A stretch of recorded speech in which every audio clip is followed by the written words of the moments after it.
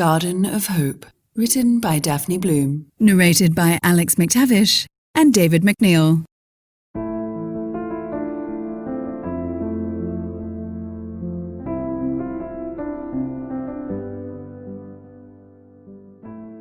Epilogue. Master Austen has been asking for you, my lady. I look up from my gardening as Nanny Rogers leads my son towards me. At 2 years old, he's still a bit clumsy, but a more affable child I never did meet. I smile as Austen, named after his father's deceased uncle, lets go of Nanny's hand and runs to me, squealing with delight. I sit back on my heels and open my arms to him. He nearly knocks me over. I forget how unsteady I become during my last months of pregnancy. "You must be careful with your mama," Nanny Rogers says as she helps me to my feet. "She's working hard growing your little brother or sister."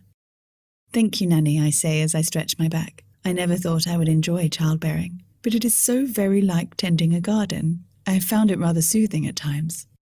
I must rest and eat well and be careful how I walk and what I do.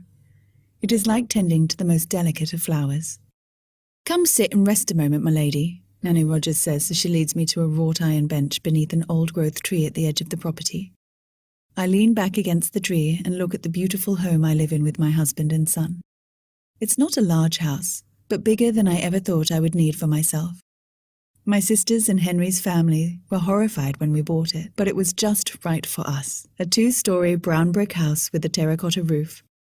The house was quite plain 7 years ago.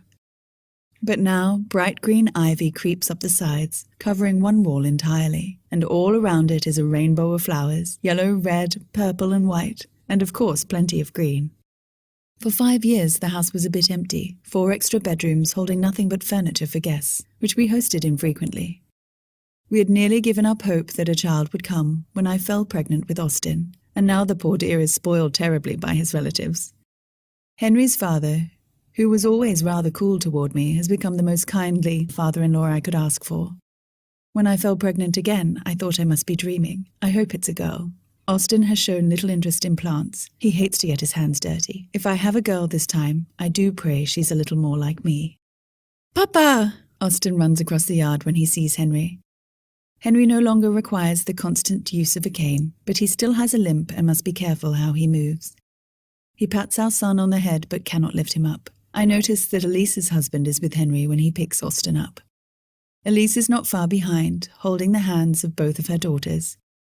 It took a long time for her to come back to her normal self. It took many months of rest and coddling. There were times when she feared she could never love the little girl who should have been a boy, but eventually she came round, and a more loving mother would be hard to find. I stand up and waddle over to them. Henry kisses my cheek.